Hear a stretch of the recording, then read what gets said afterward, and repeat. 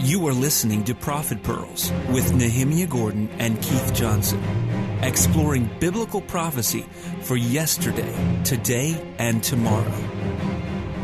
Shalom and welcome to Prophet Pearls, Whatever It Takes, recorded live in Jerusalem, the eternal capital of the Jewish people in the state of Israel.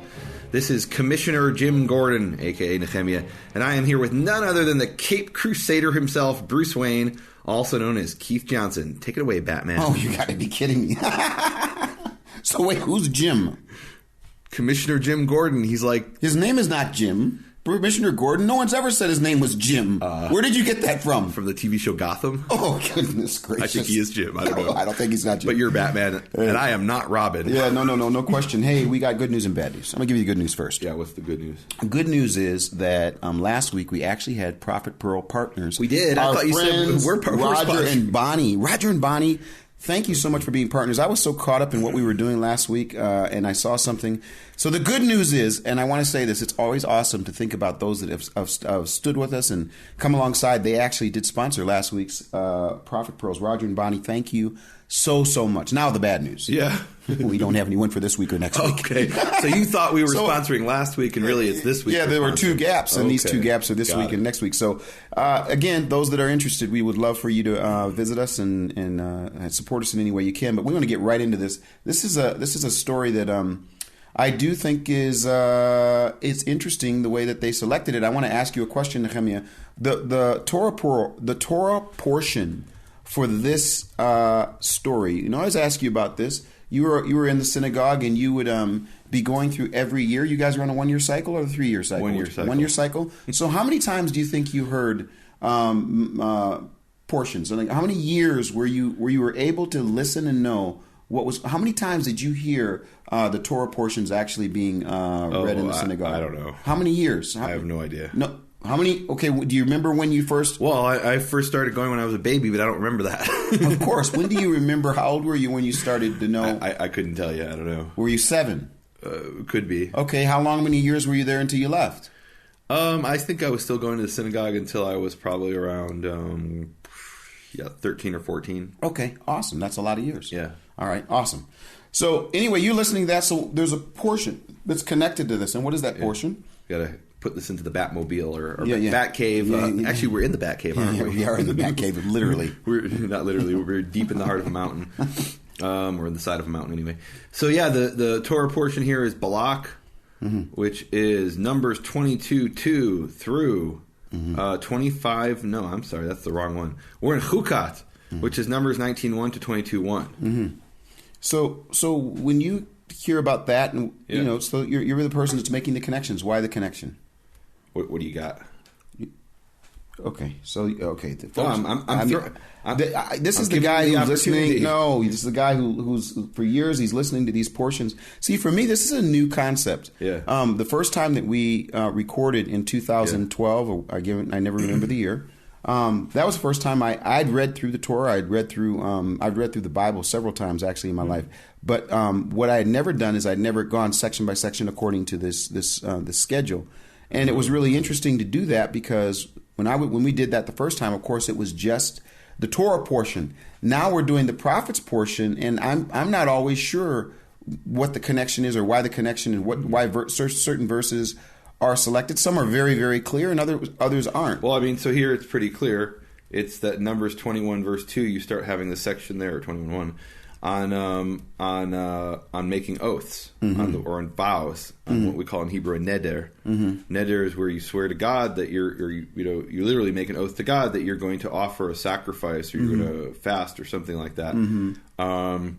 And so, Well, we got a major problem. So number 21:2, it says, "And Israel made an oath to Yehovah, and he said, if you..." Oh, I'm sorry. Wait a minute. Yeah. Okay.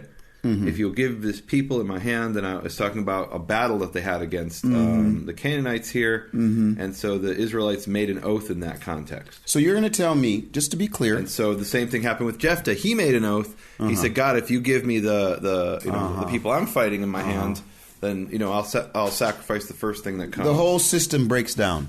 Why is that?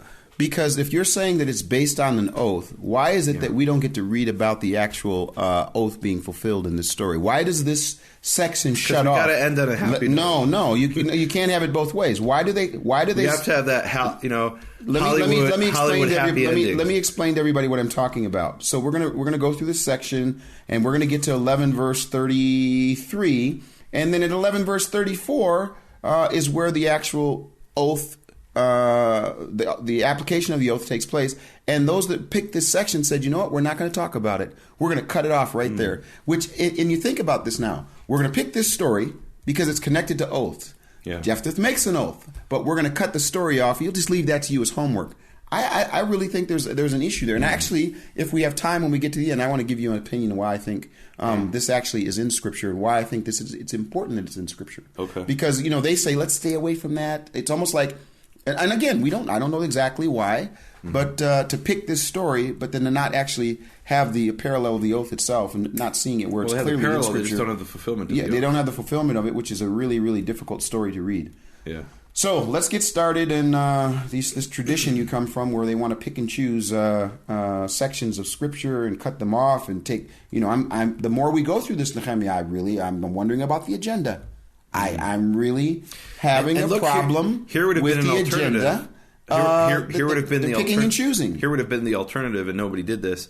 Would have been to say we're going to take the entire prophets, we're going to break it up into a 7-year cycle. Because that's probably what it would take. I actually did the statistics early on. What we're reading is 12% of the prophets. So it might even take more than 7 years to get the whole thing really done right. It might be a 10-year cycle. And then over 10 years, every week we would read a small portion, and eventually we'd read the whole thing. And they could have done that. That's a ridiculous idea. Why? Because 7 years, okay, so you're saying 7 years and taking the whole prophets. I think... Okay, so let me ask this question. Go ahead. Yeah. No. I think the issue being, okay, let's find a passage that connects to the portion. That's why I'm bringing it up. Oh. So you're saying 7 years. You're always going to miss something, and you're right. So part of their principle this is a pretty big one to is miss. We have to end on a happy note. Yeah. That's clearly the principle they were employing. You want people walking out of the synagogue saying, "Oh yeah, hallelujah, God's good," instead of, "Oh boy, we're in trouble." Well, I just want to officially say at this point in our process, we're now probably 38 episodes in. I don't like the picking and choosing. Okay. I don't like the picking and choosing. You heard it here for the first time. You heard it here from Keith Johnson. From the Cape Crusader. Yep. Next year, we will be doing the entire prophets. No? With that, let's continue. Now, Jephthah the Gileadite was a valiant warrior, but here's that word, but. Well, in Hebrew, it doesn't say but. It's and. Yeah, and, okay. Which can mean but. It can mean. And he was the son of a harlot. Now, we just did a section not only last week, when we're talking about Rahab. And here now we're again talking about this issue. Well, we're not really talking about it. They kind of get past it pretty quick. It's an important point. A very important point, but I'm saying how it applies. Yeah. They get right to that. And he says, and he was the son of a harlot, and Gilead was the father of Jephthah. Now, weren't you supposed to be able to stop and say, they've given us the name? They don't give us the name of his mother. They give us her profession. But then they give us the name of his father. Mm-hmm. And it's interesting, Nehemiah, when you read through the Torah, there are many in the Tanakh. There are many times where you get the mother. Like you go to a king, and the king will say, they'll say, and this was King so and so, and his mother's name was, and this was named same so, and you're supposed to be able to know, this is the father, whatever. But the mother's name. But anyways, in this situation, the mother's not there, and she bore him sons.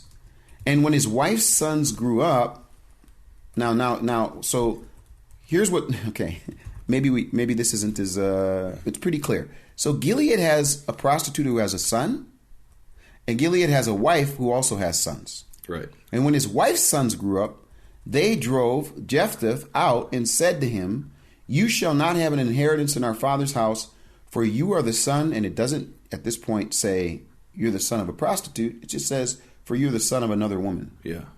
Is that a nice way of dealing with it? I mean, it's not consistent with the Torah. They don't have the right to do that. There's certainly this right of inheritance in the Torah, and you can't deny someone a right of inheritance just because they're from a different mother. Okay. And whether she'd been a prostitute or not, they could have had a situation where You know, in other words, let's say he married their mother and had children, and the mother died, for example, and then he married a second woman, so they were going to still deny him the inheritance. Like, what? And they're making this excuse that she's a prostitute, but that's not a Torah kind of argument. That's she's the wife of another. By the way, there's some question as to whether his father's name is actually a man named Gilad. Oh, because Gilad is the region in which he's from. Okay. And so it's also possible that Gilad is, he is the son of Gilad, not literally of a man named Gilad, but of the district or the region, which is in Transjordan. It's the Hashemite-occupied east bank of the Jordan River, the Kingdom of Jordan. It's funny when you do there, when you lay out your little statements, the Hashemite-occupied east bank. Right. So the Jordan River has two banks, a west bank and the east bank. Mm-hmm. And the east bank is occupied by this tribe called the Hashemites, who came from Arabia about 100 years ago and stole the country basically from the Jews. Impressive. Yeah. So he fled. Now, this is the point. It says in the first part they drove him out. Yeah. And then the second part he says he fled. Which one was it? Or was it both? I mean, presumably it was both. If someone's coming at you with pitchforks, you run. Okay, so when they say drove him out, it's like, okay, hey, get out of the neighborhood. It's a little bit more than just saying get out of the neighborhood. That's what I want to hear. Yeah, it's ligaresh. Yes. It's they drove him out. They're on his tail. Yeah.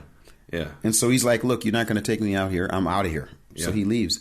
And I love this. I actually have a little story I want to tell about this later. But he says, and he lived in the land of Tov. You got to talk about that. Yeah. Share your story. No. The story's not at this point yet. Okay. And then it says, and that's I wanted to find out about this, and then it says, worthless fellows in NASB. Worthless. Some guys. I accept that translation. Do you really? It literally is rekim, empty. They're empty. Right. Yeah. Empty people. And really what we have here is a situation where he's an outlaw. He's literally in what we would say is he's outside the law. Mm-hmm. He's been driven out of society. He's living on the fringes of society.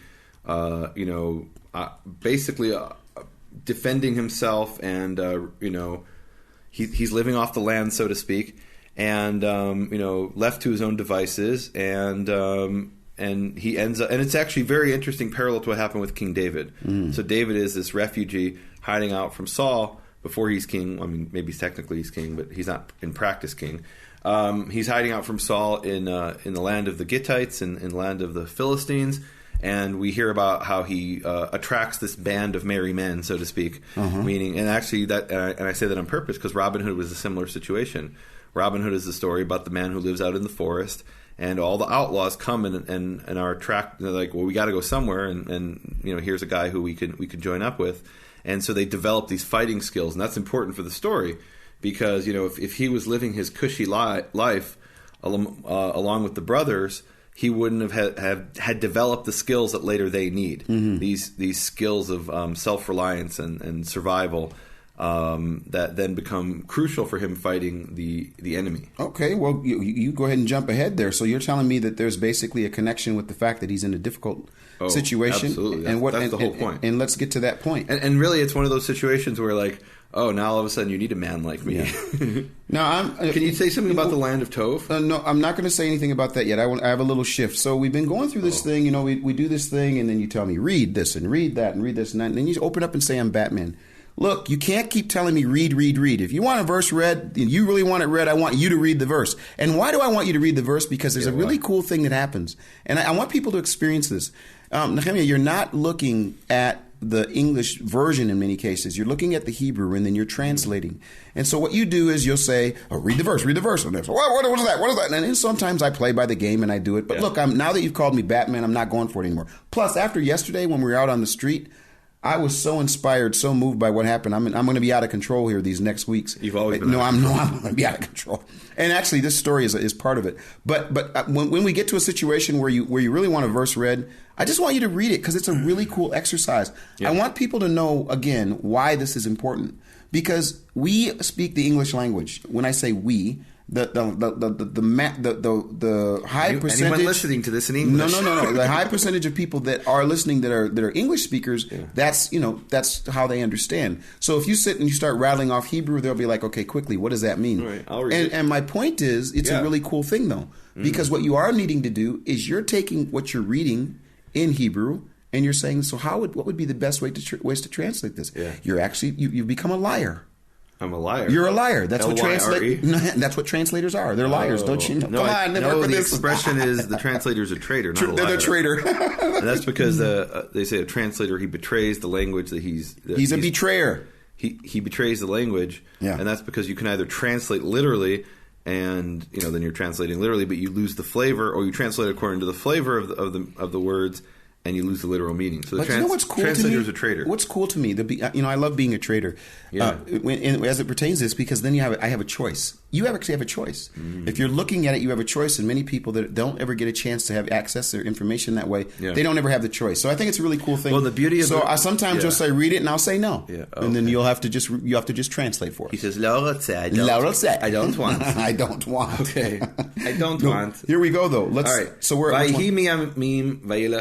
And it came to pass from days or sometime later, years later perhaps, the children of Ammon fought with Israel.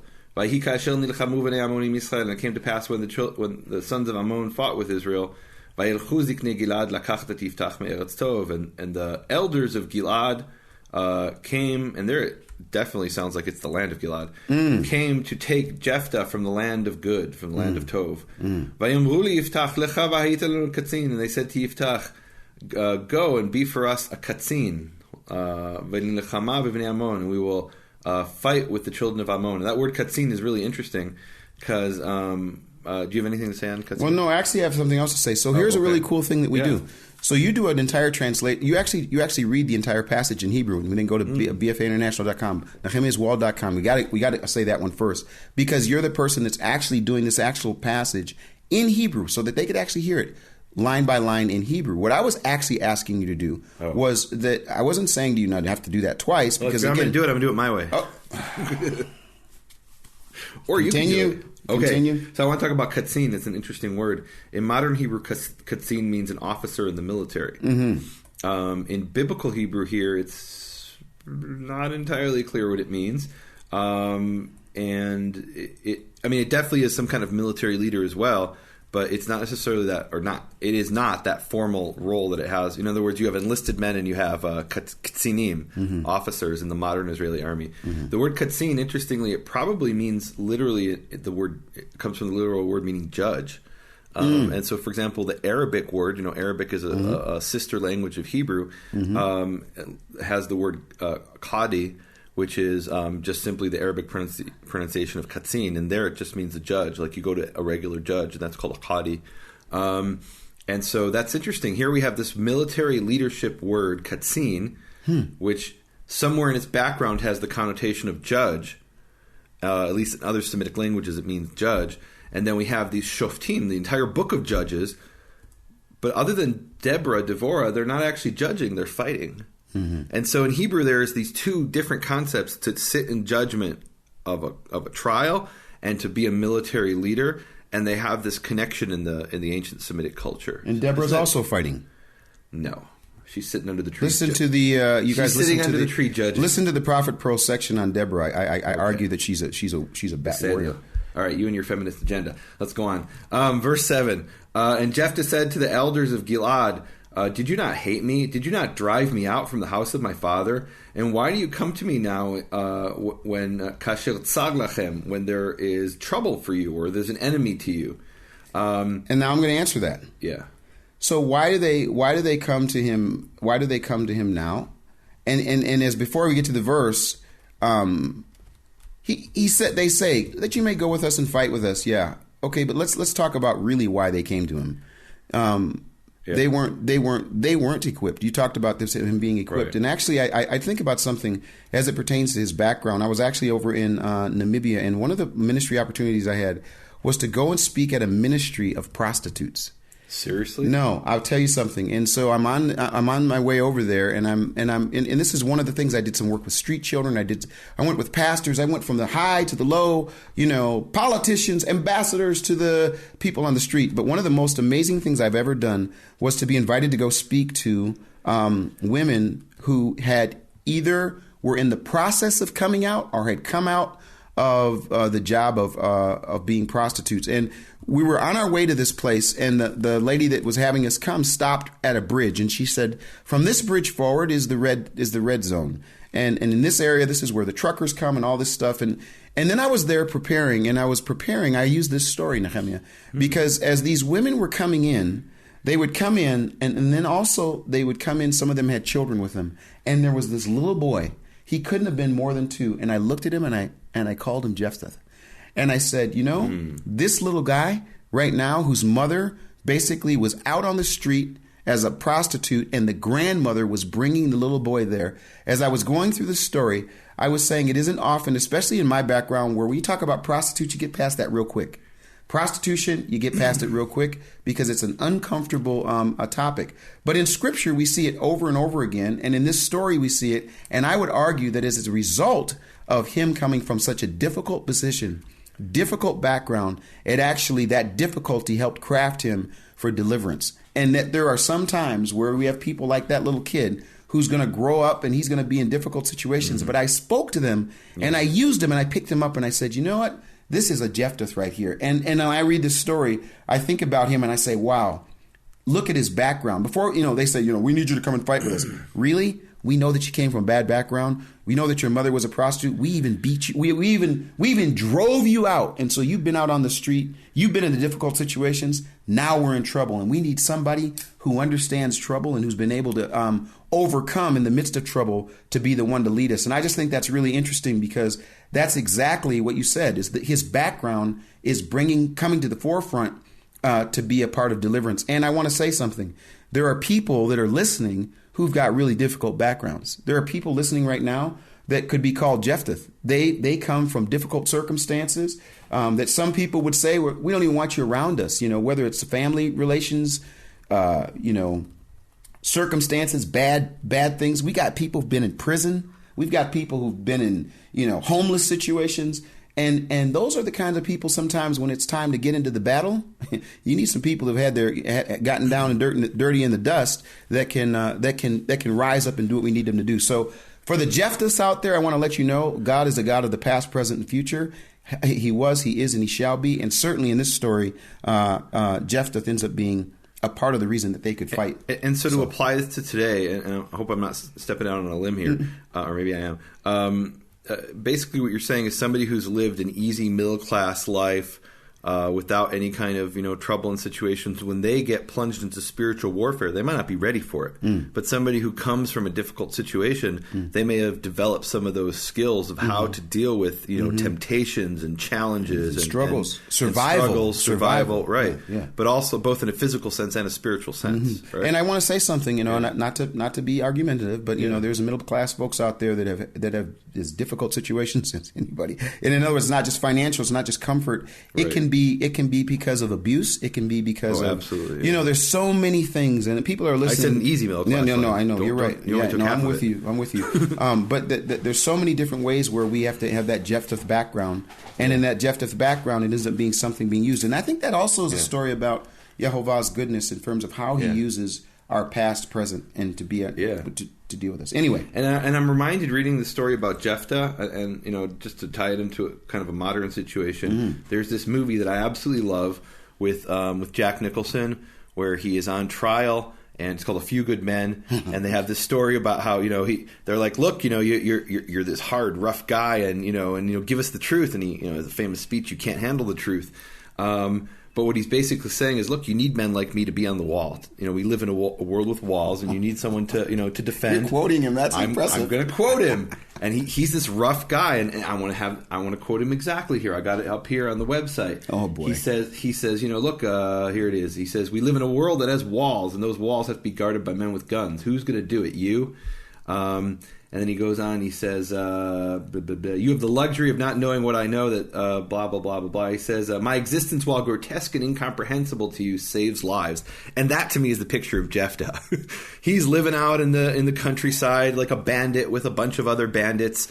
And all of a sudden, stuff goes wrong, and then they need Jephthah. I'm going to tell you something, Nehemiaa. Yeah. I went over to the old city of Jerusalem. I'm going to put you on the spot. Yeah. So you can't bring up that story of this guy and not give the real quote. You can't bring up that story and not bring the real quote, because here's the real quote. He's going to love me for this. Yeah. So he says at one point, he says, "You want me on that wall. You need me on that wall." And Nehemiah, you don't get that. You're supposed to stop and say, "It's time for the ministry minute." Ministry minute. No, I'm on the wall. You're supposed to say to the people, "Look, you won't do it. You want me on that wall. You need me." And Nehemiah, we need you on the wall. Come on, talk about it. Beseder, NehemiahsWall.com. That my ministry, McCory Can you Foundation. say that you want? Yeah. Well, no. I mean, so there's something to that, So yeah, absolutely. If look, I've been on that wall and I've been slugging it out in the with the Hebrew texts and you're the ancient controversial sources, and I don't want to be controversial. You are controversial, but you know what? When you're on that wall and you're under spiritual attack, and look, I've been in some things in my life spiritually that have prepared me for this. Not kind of like what he's talking about, but in the spiritual side of it, yeah. And so you know what? You want me on that wall. You need me on that wall. No, he's not quoting it good. I'm going to say it for him. Can I be your voice? Like your guy you hired to be your voice. Nehemiah Gordon from the Torah Stream of... How do you call it again? Raw Stream of Torah Consciousness. I want to do one that says, Nehemiah Gordon on the wall. We want you on that wall, Nehemiah. We need you on that wall.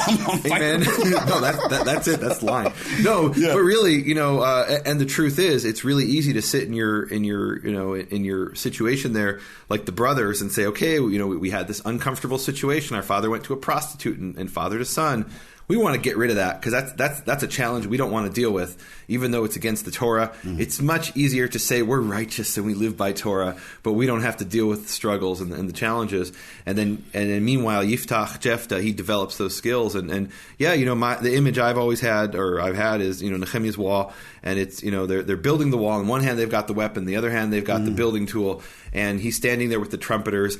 And you know what? He's the guy who's going to get a lot of the flack. He's the guy who's going to be the target. When the enemy comes with their arrows, they're going to first target the man standing on that wall with the trumpeters. That's the one you want to go for first because he's warning the other people. And I've gotten a lot of arrows in my time. Yeah. Wow. So come stand with me on the wall. You may be a target, but in the end, we're going to fight that spiritual war, and we're going to, empower people with information. It's interesting. I was looking at this, Nehemiah, and as we were reading this story, I was telling you about I had been in Namibia, and I was really inspired when I was there. BFAinternational.com, inspiring people around the world to build a biblical foundation for their faith, and that's not going to happen by me, always sitting behind a computer. Sometimes you got to get out there and get with people and wherever that might be. And I actually was in Namibia, and something happened that I really want to share with folks, and it partly that has inspired me for what I'm doing right now, is that I ended up meeting with a group of pastors, and they said, here you are from the United States via China, and we often have people come into Namibia and they come and speak, but you keep doing things that we've never seen anyone else do. Like the guy said, when a pastor comes from the United States and he speaks at stadiums and does these kinds of things, he doesn't go and meet with the homeless. He doesn't go to the prostitutes ministry. He doesn't go and do these kinds of things. And they said, we want to know why. We want to know what it is about your ministry that really sort of has crafted you that way. And a lot of things that came out of those meetings is these men, they really wanted to know what's behind what they read in English. It really is really phenomenal. They want to know, so how do we get a chance to interact with the original language of Scripture? And they're one of the reasons that we started this beginner biblical Hebrew course, which is now available on the front of the website, bfainternational.com. If you're a part of the premium content library, you can actually go through this audio course. Hopefully, after we get through with the beginners, we'll get to the intermediate, and who knows, maybe we'll get to the advanced, and Nehemiah will have to help us. But in the meantime, we really want to give people access to that information. And so go to bfainternational.com. You're going to hear about what happened in Namibia. You're going to hear about so many things that we're working on. But one real solid thing is that they said to me, you're a little radical, you're a little different. And really, for me, it's all based on getting a chance to encounter the God of creation. And so that's what I really am about. Thank you so much for Nehemiah, for letting me say that quote. I don't know if I'll ever stop saying, we want you on that wall. We need you on that wall. You can't handle the truth. You can't handle the truth.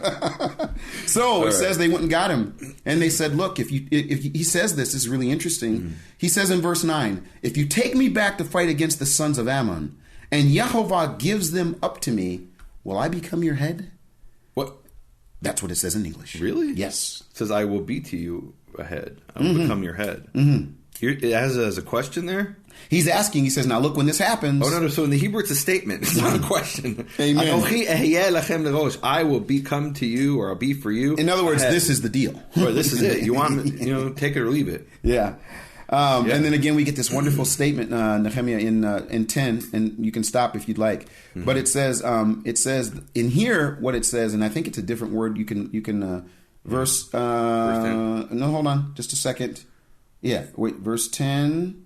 And the elders of Gilad said to Yiftach, Yehovah yihiyeh shomea benotenu. Yehovah will be the one who hears between us. If we don't do according to your words. Mm-hmm. And this is very interesting. It's a little unusual when we read this in Hebrew, because he should have said Yehovah yishma benotenu. Mm-hmm. Yehovah will hear between us, or Yehovah shomea benotenu. Yehovah hears between us. He said Yehovah yihiyeh shomea benotenu. Mm-hmm. Yehovah will be the one who hears between us. And that yihiyeh, he will be, is in Hebrew is kind of extraneous, because normally you would say yishma, he will hear. Mm-hmm. It's very interesting. There's got to be a play on words here with hayah, hoveh, yihiyeh. No, there's no question in my mind. That's amazing that you would bring that up, because it's so funny. In English, in the NASB, what it says is, in Yehovah is witness, like as if we're talking about witness. That's what it says. Like we had that word last week, Ed. And there's nowhere. Do you have the word Ed in your Hebrew? Nowhere in the Hebrew. But I think it's so much cooler. It's so much more amazing what you just brought up, because then you see Yehovah, Yihiyeh, and then you have him hearing. It's like, wow. I mean... Well, and again, so just for those who don't know, the name Yehovah is a combination of three forms of the Hebrew verb hayah, hoveh, yiheh. He was, he is, he will be. He was, he is, he is the one that is to come. And here we have Yihiyeh, he will be, he is to come. That is so cool. And clearly this is like it's very unusual in Hebrew. Yeah. This jumps off the page, and you got to say, why did he add that word in here? And it's clearly a wordplay on his name. I mean, I got to stop again. I mean, wouldn't you, folks? I just want to ask this question. I just want to ask this question. Why did he pick that language? Why ever he picked it, he's given it to us. Isn't it just a great opportunity to look and see that jump off the page? Wow, that's amazing. People can learn to do that. Right, and even more so when they would hear this. They weren't always reading it. When you hear it, it immediately jumps off Yehovah, Yihiyeh. Oh, wait, that's the meaning of Yehovah. Of course, unless you're hearing it from someone that won't say Yehovah and says, Hashem Yihiyeh. Adonai Yihiyeh. Yahweh Yihiyeh, or the Lord Yihiyeh, or who knows. I mean, wow. Cool. So we're to 11. Can we do that? Sure. Then Jephthah went with the elders of Gilead, and the people made him head and chief over them. And Jephthah spoke all his words before Yehovah at Mizpah. We just saw that word again, Mizpah, and wasn't that just a little while ago we were talking about? Oh, we were talking about Samuel, who said he was gathering the people. But did he say Mizpah? I don't think it was in the passage. It was in the passage. Read. There's other passages where Mitzvah wasn't important. Yeah. But this is the place. That's where he spoke. He spoke to them, and look at this. Here's a guy who's driven away from his family. His mother's a prostitute. He's got empty, worthless men around him. He's out in the difficulty of life. And the next thing you know, he's before Congress. He's in front. He's in front of the leaders of Israel, and he's speaking to them. And did he get the proper invitation through the proper channel? It doesn't matter. He's there. He's talking. There. He's the one they need. Yeah. Yes. Mm-hmm. And then what does he do right away? He gets to work. Yep. I just think this is really cool. I mean, right away. I mean, we don't know how long. But it says, he sent messengers to the king of the sons of Ammon, saying, what is between you and me that you've come to me to fight against my land? I love that he says these messengers. In Hebrew, it's malachim. Mm-hmm. That's the same word that we translate as angels. Mm-hmm. And really, when you read the word in Hebrew, malach, there's no way to know. Like, if you didn't have a context, there would be no way to know if that was an angel or if it was a messenger, like a human flesh and blood messenger. It's only from the context that we can say, oh, that messenger isn't a human, and this messenger is. You know what? And by the way, the word in Greek angel is angelos. You know what? Which just means messenger. I made a mistake, Nehemiah. I'm sure you did. I did. I really did. I apologize. I want to go back and ask you to do me a favor. What's that? When we came across, and I got so excited about Yehovah Yihiyeh, can you actually tell us how many times Yihiyeh in that form is actually used? Because we talk about this in wow. I mean, who knows? This is where I love Bible study. I love to be able to do this and get it and then go through all those times. I used to get frustrated at you. Early in our process, we were going through this. You don't anymore? Well, not as much anymore. I'd get really frustrated because we'd go through this intense language process, and then we'd come across something like this, and it would be, how many times does it show up? And then we'd find out how many times it show up, and I'd say, okay, that's the end of the deal. And he'd say, now we need to go to each time that it shows up. And when we would do that, there would always be some like amazing revelation. Since there are, that's interesting in that exact form. So we've got two forms of the future. One is Yihiyeh and the other is Yihi. Yeah. Yihi is the Atid Mekutzar, the shortened. So we've got to do this a little bit different. So while you're doing that, while you're looking for that, and this is important, I want to see how many times it shows up just like that. Okay. So he's there and he goes with the elders of Gilead, and the people made him head and chief. Oh, and all the way, I wanted to know if when you did find it, if it could be the word of the week. I don't know if you'd be willing to. Yihiyeh? Yeah, Yihiyeh. I mean, come on. I think we should go and look at every single passage that appears. Okay. All 430 of them. Can we do that? 430 Well, 430 times. Some of them is more than once. So, for example, the first time it appears is Genesis 1:29, where it says Lachem yehat leochla. It's talking about the plants, the trees, and the fruits. It said it shall be for you for food, and then we have the word Yihiyeh there, but it's 430 times. So you want that to be the word of the week. So the word is Yud Hey, and Yihiyeh, and the root is Hey Yud Hey, and it means he will be. That's pretty easy. Well, no, not just. But it's the same as the root as Yehovah, and that's because the word Yihiyeh in the future is he will be, but in the present it's Hoveh, and in the past tense it's Haya. So in that middle form, in the present form, that Yud changes into a Vav, which is extremely common. Yeah, but in Strong's Concordance, it's number 5621. It says is it really? Hoveh is destruction. So how can that be? Which one is it? Is it? So that's a different root. That's Hey Yud Hey versus Hey Vav Hey. Absolutely. All right. Hey, folks, you can learn this information. Let's continue. Now Jephthah sent messengers to the king. He says, "What is between you and me, that you have come to fight against me?" So now the messengers go. Yeah. And the messengers, do you think they said it just like this? What's that? That's what it says. What is between you and me? In other words, Jephthah is. They're quoting him verbatim. Wow. And that's because in biblical Hebrew, you don't have what we call in English an indirect speech. In other words, without getting too technical, in English I can say, Keith said to me that he is hungry. So when I say he, I'm referring to Keith. Or I could say, Keith said to me, comma, quotation mark, I am hungry. And when I say Keith said I am hungry, that's direct speech. I'm quoting your words exactly verbatim. In indirect speech, I'm changing the pronouns to refer back to you. That's called indirect speech. Biblically, he doesn't have indirect speech. Okay. So if somebody says, "Thus saith Jephthah," he's got to say, I am the king, and you must listen to me, or whatever he says. Yeah. And that's really important when we hear, "Thus saith Yehovah," they're quoting his words. It's not, Yehovah says he is very angry. It's Yehovah says, I am very angry. Okay. Well, now can we get to the nitty-gritty of this? Sure. Where is modern-day Ammon? It's in the occupied East Bank. Where is? Give me the modern-day Ammon. Give me the name of the modern-day Ammon. Oh, so the capital in biblical times was called Rabat Ammon, Rabbah of Ammon, and Ammon was the name of the nation of the Ammonites. And today it's just called Amman, is the capital of the kingdom of Jordan. Okay.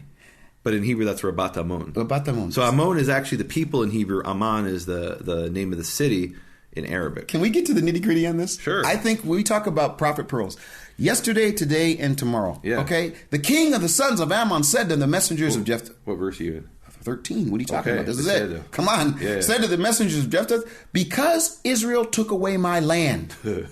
When they came up from Egypt, come on, now help me with this. From the Ammon as far as the Jabbok and the Jordan, therefore return my land to me now. Let me continue, and then we're going to go backwards. I'm going to put you on the spot. Sure. But Jephthah sent messengers again to the king of the sons of Ammon. He says, listen, thus says Jephthah, Israel did not take away the land of Moab, nor the land of the sons of Ammon. For when they came up from Egypt, and Israel went through the wilderness to the Red Sea and came to Kadesh, then Israel just sent messengers to the king of Edom saying, please let us pass through your... I'm thinking he's going to say something else. This is a curveball. I'm thinking he's going to just give the general statement. Look, God gave us the land, and instead he does this. This is a homework issue. Yeah. So what's Jephthah talking about here? And where do we see this? And how do we see this happening? But he says, please let us pass through your land. But the king of Edom would not listen. And they also sent to the king of Moab. He's bringing in all these different kings and areas and geographical areas. And I bet you're sitting over there like, well, yeah, it's obvious, you know. I mean, so let me summarize. Can I summarize what he's you trying want to to summarize it? Yes, because it's international. It's the international diplomacy. And conflict. It's somewhat of a complex situation. Okay, so let's back up. Yes, we've got two nations, Ammon and Moab. Yes, or the Ammonites and the Moabites. Mm-hmm. They're both sons of Lot. Mm-hmm. This is hundreds of years later, but they remember that they're related. They know they're related. They know they're kinsmen. They speak a very similar language. Both of their languages, by the way, are very similar to Hebrew, but they're more similar to each other. Mm-hmm. So the Ammonites and the Moabites are both in Transjordan. So they actually worship different gods, which is significant. The god of the Ammonite is called Milcom, and the god of the Moabites is called Chemosh. That's important for our story. If you didn't know the background, you'd say, well, why are you telling us this? But it's important for the story. So the Ammonites come along and they say, wait a minute, there's occupied territory. Come on, we've got to liberate the occupied territory of our brothers. Now, they don't mention their brothers, they just mention themselves. And they say, look, this is our land. You stole it from, it's our land, you've taken it. And the Israelites say, whoa, we didn't take this from you. When we came, this belonged to the Canaanites. Now, maybe the Canaanites took it from the Moabites, but we took it from the Canaanites, and that's legitimate for us. And because God gave it, and he said, look, and he says, we'll read this. If God gave you, if Chemosh gave you something, wouldn't that be yours? And Yehovah gave this to us.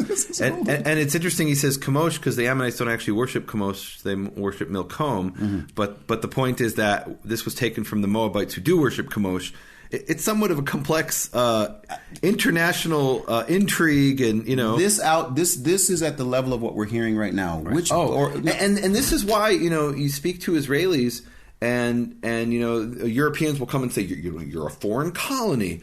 You came from Europe and you stole this land from the Palestinians, and we're like, well, what are you talking about? Let me tell you what happened. We found scrolls here from thousands of years ago, written in our language, not in Arabic. Yeah. This is our country. So I went to your brother-in-law. This is hilarious, folks. Oh, yeah. I go to Nehemiah's brother-in-law. I got to tell you something.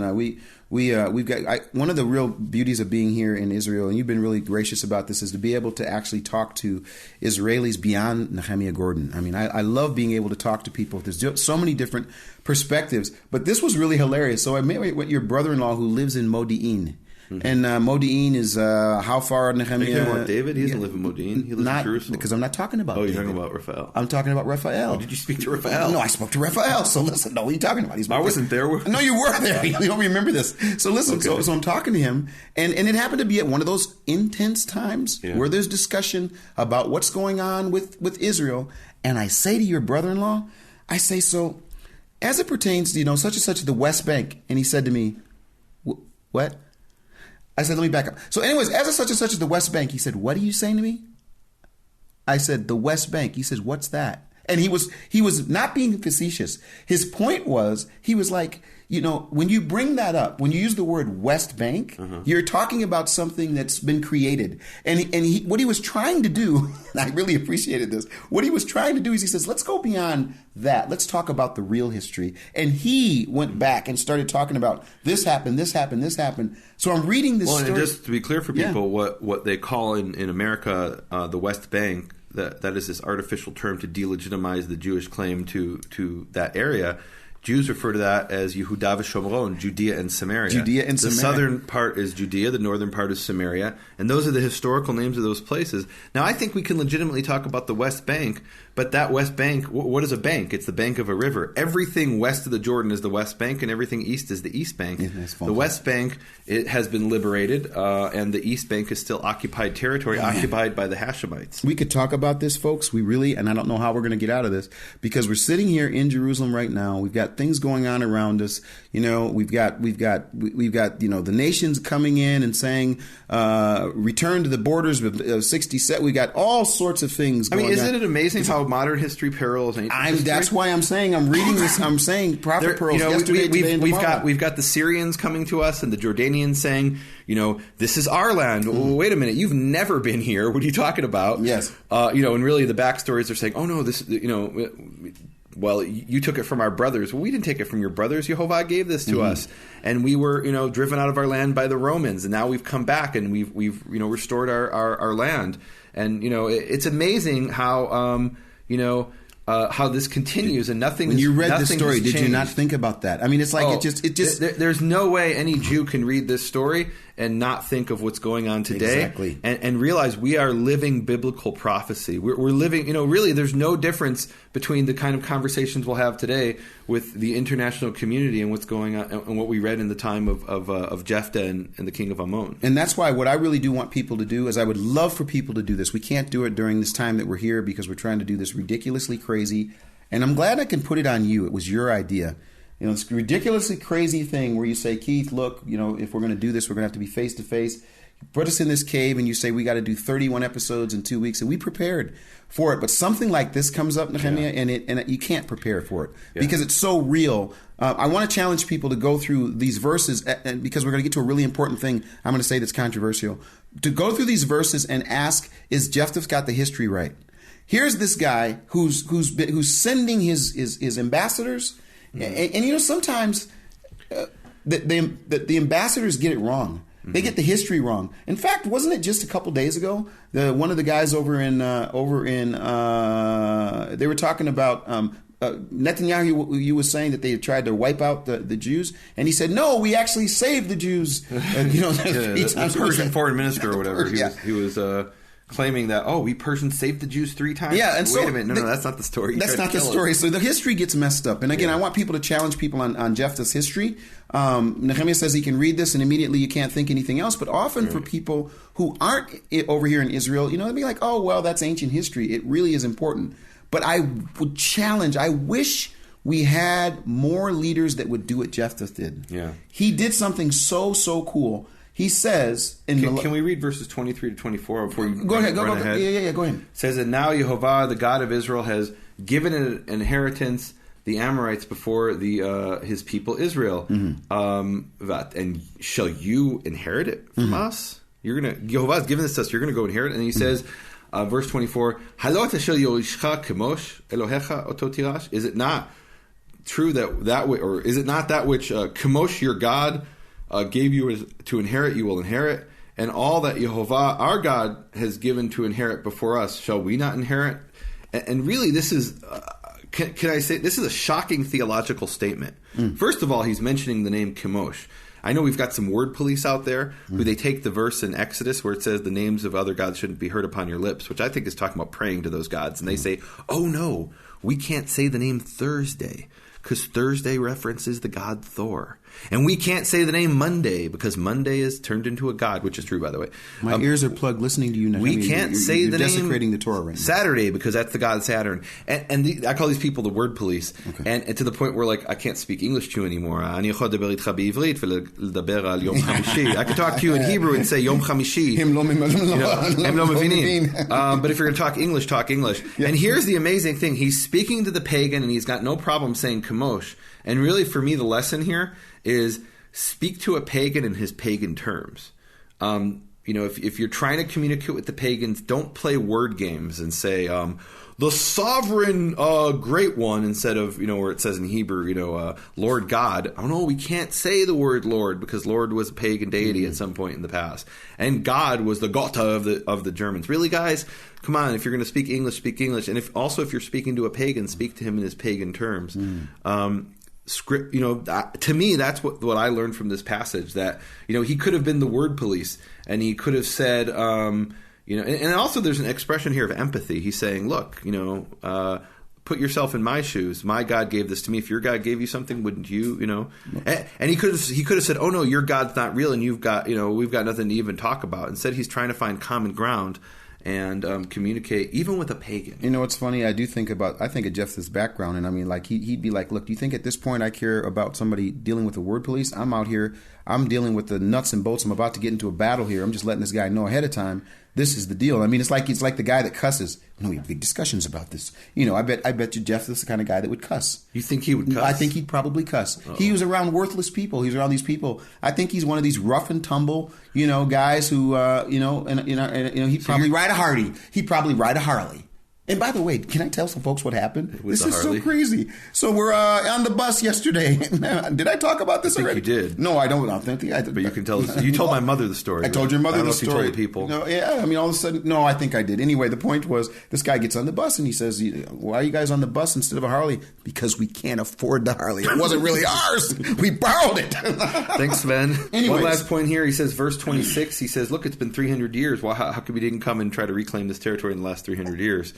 And that's actually the first time we have any indication of the chronology.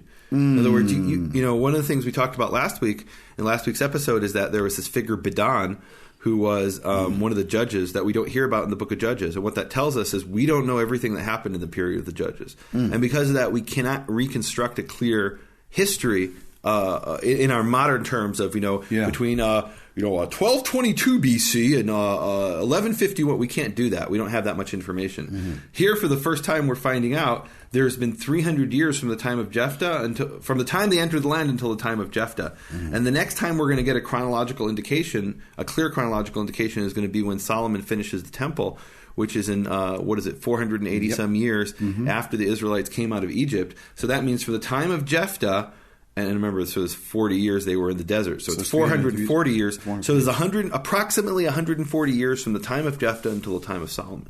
Wow. That's interesting. That's really interesting. Yeah. Well, verse 27 is where I said I wish that we had more leaders. In fact, I wish, I don't know. Do you think Netanyahu listens to Prophet Pearls? I'm sure he does. I have no Maybe idea. it's not him. We don't know who's going to be the actual prime minister. The voting comes on after we're done with this show.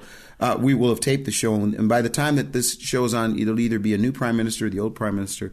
But I got to tell you something. This verse, Nehemiah, in 27 is really, really, really, really strong to me, because what he says is, in other words, enough history now. Enough history. When did it happen? Who did what? He says, I therefore have not sinned against you, but you're doing me wrong by making war against me, referring back to the fact that Ammon is coming against Israel. And he says, may Yehovah the judge today. He's calling upon. May Yehovah the judge today between the sons of Israel and the sons of Ammon. When it really comes down to it, who's the one that's got to be the judge? I call him to be the one to judge on whose land is which and who's been given where and which borders are which borders. When does Israel? Look, this is not an easy thing. We're sitting yesterday, Nehemiah, in the middle of a place where there's been a terrorist attack. It is difficult. I talk to people all the time here, and they say we've got to live and we've got to continue to live, but there's nothing easy about being here. And there's some people that would say, let's try to find some false peace. Maybe if we just give some more land. Maybe if we sit and spend more time trying to figure out what they really mean and what they're really thinking. And your other brother-in-law, David, said something to me. He said, sometimes these people have this thought that it's like, the enemies of Israel are like bad kids in school. You can't ever call them bad. You just got to sit down with them and you got to pat them on the head and you got to spend more time with them, and they're going to throw stuff against the wall, but you got to be patient. And David said, you know what? That's not who we're dealing with. These people want to wipe us out. This is not a sit down and cutting off heads. It's and not a people counseling alive session. It's not a counseling session. You know what I'm saying? And honestly, I just have to say, being here, it really brings it to the forefront that what Jephthah ultimately is going to have to do, he's going to have to fight. Yeah. Go ahead. I want to talk about this phrase in verse 27. It says, Yishpot Yehovah HaShofet. So first of all, that's amazing. He's saying Yehovah the judge will judge today between the children of Israel and between the children of the sons of and the children of Ammon. And it's interesting because we're in the book of Judges, and Jephthah is the judge, but he acknowledges there's a judge above him. It's a very specific and intentional phraseology he uses.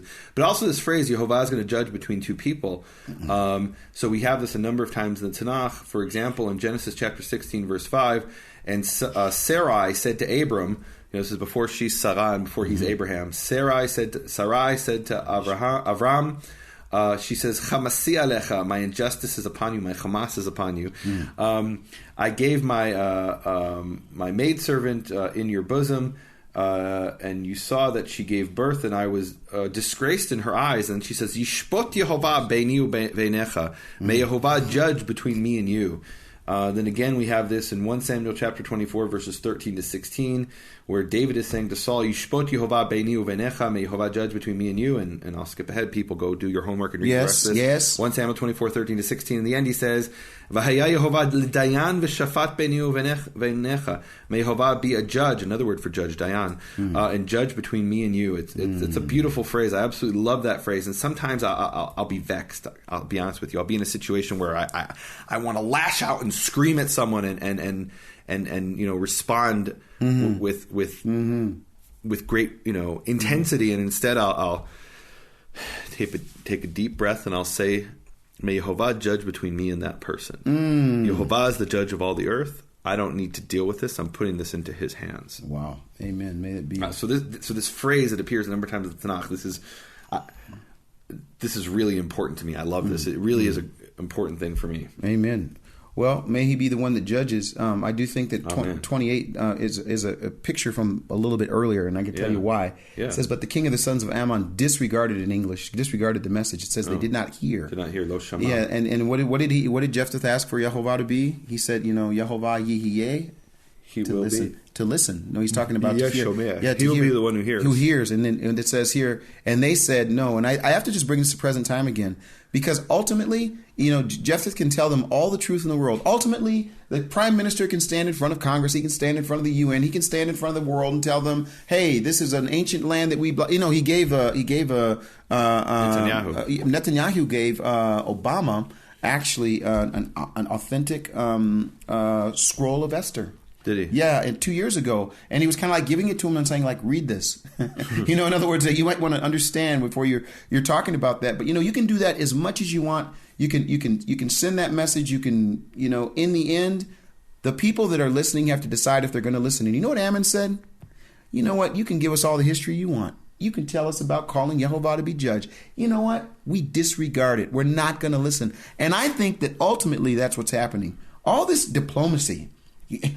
Like I got a pet peeve. I'm just going to say this pet peeve. ISIS goes and does this thing. Which thing? They go to a village and they grab the people and they behead them, and then the UN says, we just want to let ISIS know we condemn that action. What neighborhood do you live in? No. Listen, they send the message. Such and such happened. We condemn the action of. What are you wasting your breath about? What's the conversation? We condemn the action. This diplomacy, this false diplomacy, where here's the truth and here's this. Well, don't come and speak to Congress. Speak to Congress. In the end, they're either going to listen or they're not. In the end, what's going to have to happen? The Spirit of Yehovah says in 11 verse 29. Now, the Spirit of Yehovah said, enough is enough. The Spirit of Yehovah came upon Jephthah and what? And I love this verse. I'm sorry. I got a little excited there. 11:29. So it says, and now the Spirit of Yehovah, the Ruach Yehovah, it says, came upon Jephthah. And so what happens when How do you pronounce that name? You're pronouncing it funny. No, I'm reading it the way it is in English. Why don't you give it to us in the... No, how do you read it in English? Jephthah. Jephthah. Well, I'm partially a little sick too. Is that Lith? Are you Lith? No. Jephthah. I mean, is there a thought? No, it's actually Jephthah. No, Jephthah, I'm sorry. Right, and in Hebrew it's Yiftach. Yeah, no, it's really funny. I'm speaking English. English. Yiftach. No, I'm actually speaking Keith's language with a little bit of Namibian. Yeah, who knows? But no, you can't take this away. I'm very excited about this. It says the Spirit of Yehovah came upon him. Yeah. Ruach Yehovah. So that what? Go on. So that what? Give it to us in It says, and the Spirit of Yehovah was upon him, and he passed through Gilad and Manasseh, and he passed through Mitzpah, Gilad, and from Mitzpah, Gilad, which is a different Mitzpah than the other story. He passed to the children of Ammon, and yeah. And here's the point. Yeah. So now when the Spirit of Yehovah comes upon him, he's supposed to have peace and say, you know what? Now that the Spirit of Yehovah is upon me, I will have more diplomacy and we'll have more peace and we'll have more conversations. No, enough is enough. The Spirit of Yehovah comes upon him and he's on his way to fight. Yeah. Then something happens that I say is a game changer for the entire story. It's the entire story that your people, as you talk about my people, your people picked this section and they wanted to connect it with oaths. Now we get to the oath, and it's a problem. Yeah. You want to lean into it, or do you want to run make it as homework? What's your thought here? I mean, let's just present it. So he makes this vow. And people know the story, right? No, they don't know the story. Okay. Tell them what this... Vayidar Yiftach neder leYehovah, and Yiftach made a vowed a vow to Yehovah, and he said, Naton titen et bnei Ammon biadi, if you will surely give the children of Ammon into my hand, it shall come to pass that he that comes out from the doors of my house towards me, when I return in peace from the children of Ammon, v'hayala Yehovah, and it shall be to Yehovah, v'halitihu olah, and I will offer him up as a sacrifice, as a whole burnt offering. Now, can I read this 2 verses in English, just so everyone's really very clear? Yeah. Jephthah made a vow to Yehovah and said, if you will indeed give the sons of Ammon into my hand, then it shall be that whatever comes out of the doors of my house to meet me, when I return in peace from the sons of Ammon, it shall be Yehovah's. And then he goes on to say, what does it mean it shall be Yehovah's? And I will offer it up as a burnt offering. Yeah. This is a problem. Yep. So how do you maybe there's some secret, maybe there's some 13th century commentator, maybe you're going to come up with some, you're going to come up with some, you're going to come with some... There are excuses, but the bottom line is it sounds like he sacrificed his daughter. Wait, we didn't get to that yet because they cut that section out. Right. Well, I mean, we're jumping ahead to the end. No, let's talk about just Verse here. 39 no, let's not. No, that's not in the section. I want to talk here about him making the vow. Yeah, okay. So let's just be biblical for a second. How big of a deal is it that he made a vow? And this is the point. A vow is binding. If you make a vow, it's binding. And here it was even more binding in his eyes, from his perception, because he made this deal with God. He said, look, here's what I'll do if you give me victory. And then God gave him victory. And the fear was, okay, if I don't do this, the victory can be very easily reversed. I may have won a battle, but that doesn't mean I won the war. And so he feels bound to keep this vow. And if it's made in the name of Yehovah, and we have in the 10 Commandments, it says, Lo tisa et shem Yehovah Elohecha lashav. You shall not lift up the name of Yehovah, your God, falsely or in vain. And what that was understood to mean, and based on the language, history, and context, is don't make a false oath or a false vow. And so if he, and it says, Ki lo yinakeh Yehovah teshel yisad shmo lashav, for Yehovah will not make clean or innocent he who takes up his name in vain. And so basically, if he doesn't sacrifice his daughter, that's an unforgivable sin because he made this vow. And the point is, look, be careful what you vow, because you could end up making a vow that will cause a lot of damage. And he obviously thought it would be a sheep or a goat that came out. But what if it was a dog? He'd be sacrificing a dog? Nehemiah. Yeah. What do you mean he obviously thought it would be a sheep or a dog? He wasn't planning on sacrificing his daughter? What do you mean you think that he thought it was going to be a dog or a sheep that came out? No, not a dog, a sheep or a goat. I mean, the guy... That's going to come out of his house to greet him. Yeah. Okay. I think that when I read this passage, my heart breaks. Yeah. I begin to shake when I read the rest of the story. And folks, I really want you to read the rest of the story because it's a heartbreaking story. So his daughter comes out and meets him, and so because he's made this vow to Yehovah, which Yehovah did not require, Yehovah did not ask him to do it. It wasn't in Yehovah's mind for him to make that vow, but he got caught up. And as he got caught up in the moment, he got to talking beyond what he was. Who knows whether he intended or didn't intend? In the end, he makes a rash vow. He makes a vow that is life changing to his entire household. And you know what? I got to say something. There are people that are listening who've actually seen people do this kind of thing, not like this as it pertains to their daughter, but I hear about people that get caught up in their religious zeal. Where they say and do things that Yehovah did not require, did not ask of, that was not in his mind. But because they get so caught up and so wrapped up in whatever, pretty soon, and now the Lord said to me that I need to do blah, blah, blah. And you look at it and you say, where is that in Scripture? What happened here? And this is the downside of Jephthah. This is the part of him that maybe because he is out there in the difficulty of life or whatever, who knows what is in his mind. All we know is he makes this vow, and as a result of making this vow, the first thing, it's not a dog, it's not a sheep, it's his daughter who comes out, and she even accepts it. She says, whatever you have vowed, I expect that you're going to... I think that Jephthah is coming while he was away from Israel, while he was out doing whatever. I think he's out there amongst a bunch of pagan things, and that's why he does know about Shemosh, and that's why he does know about these things. And it's my opinion, and it's only my opinion, that Jephthah is mixing some of what's going on, and this is the fruit of the mixing. The fruit of the mixing is he maybe in his mind is like those people who's got a little bit of that paganism in him, that thinks that somehow that by giving his daughter to offering his daughter up comes. I'm done with this.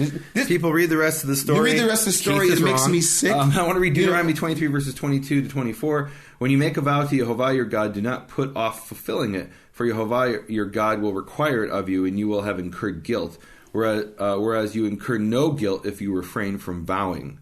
You must fulfill what has crossed your lips and perform what you have voluntarily vowed to Yehovah your God, having made the promise with your own mouth. So be careful what you say. Be careful what you say. But if you say it, you gotta stand by it.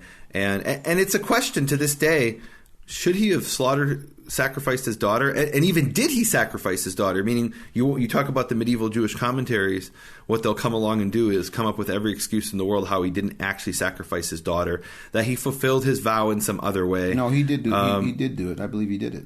I understand you believe that, and I think you're right. But the point is, they come up with all kinds of excuses to say, well, he didn't really do it. He fulfilled his vow without killing her. He did something in her place.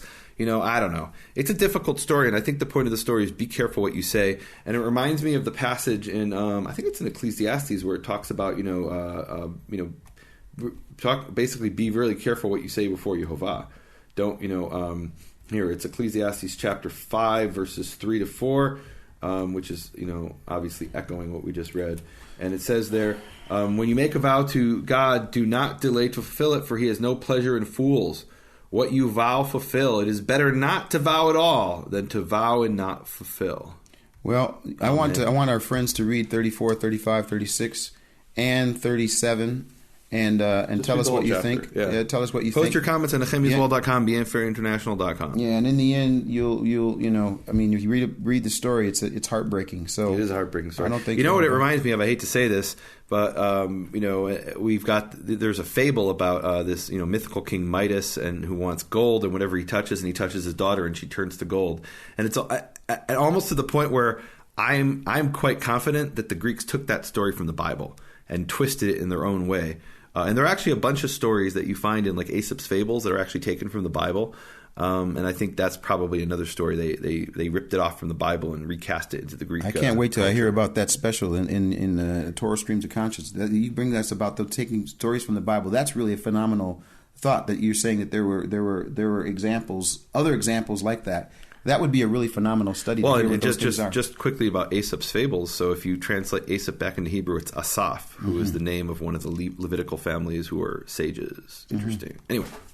All right. Well, I don't know whose turn it is to pray. I'm vexed. I think you must pray because you're so vexed. I am vexed. You need to work I out am that vexed. vexation. And folks, listen. I mean, I've got 3 sons. It says here that Jephthah had no other daughter, no other son. It was only his only daughter, and she comes out and he tells her, listen, I made this vow, and she says, you got to keep your word. I mean, this is just Anyway, is there anything you'd like to say before we end? That's it. Okay, Father, thank you for your word and the examples, the good examples and the bad examples, the ones that we should follow and the ones that we must never follow. And I just thank you for this passage. Just the opportunity to interact with ancient scripture and to see how it really can be brought to our present time and can be applied into our present time. And I pray that the people that are listening would be diligent to seek the word and to seek your will, and to be open to your spirit to also come upon them, that they would understand and have discernment. Lead us and guide us in truth, and in the end we'll thank you, give you all the praise, glory, and honor in your holy name. Amen. Amen. Thank you for listening to Prophet Pearls with Nehemiaa Gordon and Keith Johnson. For more information, please visit nehemiaswall.com and bfainternational.com.